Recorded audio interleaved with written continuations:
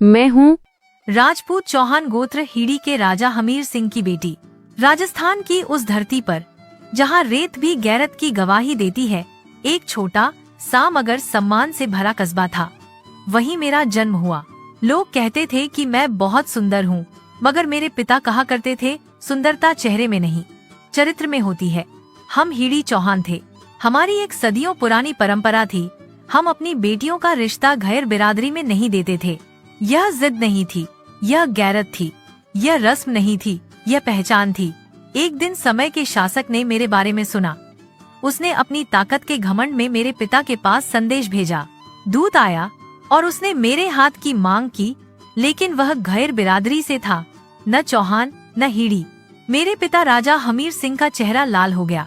उन्होंने दो टूक जवाब दिया, जाकर अपने शासक से कह दो, हम चौहान अपनी बेटियों को तखत के बदले नहीं देते और गैर बिरादरी में कभी नहीं देते।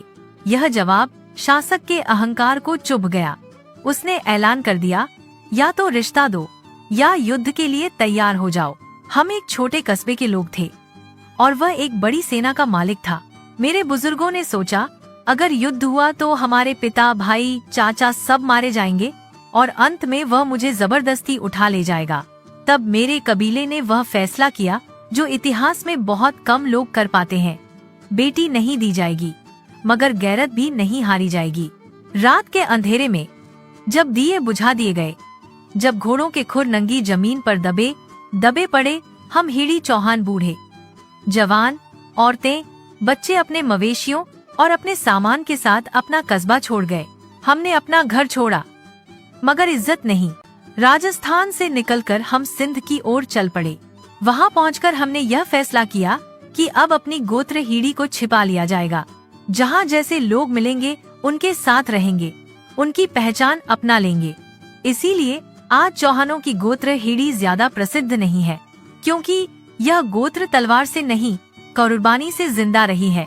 जब वह शासक अपनी सेना के साथ हमारे कस्बे पहुंचा, तो वहां सिर्फ खाली घर थे, उजड़ी गलियां थी, न लोग न मवेशी। उसने हमारा पीछा किया, मगर हम बिखर चुके थे सिंध की धरती में, अपनी पहचान छिपाकर, अपनी गैरत बचाकर।